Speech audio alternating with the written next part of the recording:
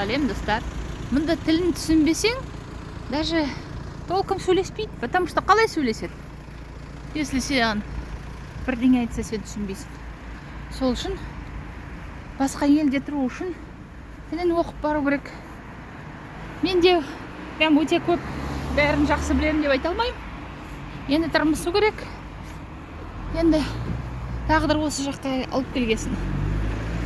Солай.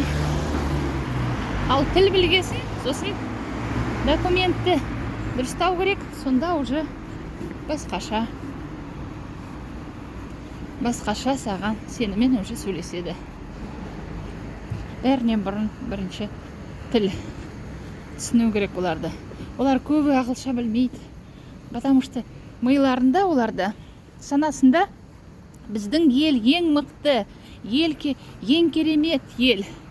Сол балаларын осы елде ұстауға олардың несі мақсаты. Өз елінде баласы тұрсын, ұрпағы өссін деп сондай миларында сондай сана бұларда.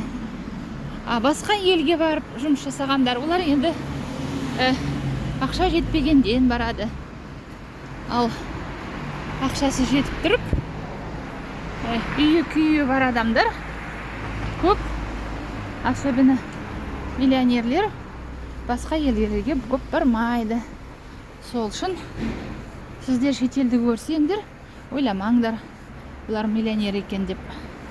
А то көп біздің елдерде прям солардан кейбір таксистер, кейбір дүкеншілер прям кәдімгі ақшасын суырып алғысы келіп тұрады. Олар да біз сияқты адам ғой.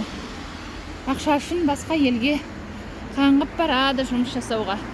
Біздің де адамдар қазір, жастар жан жаққа кетті ғой.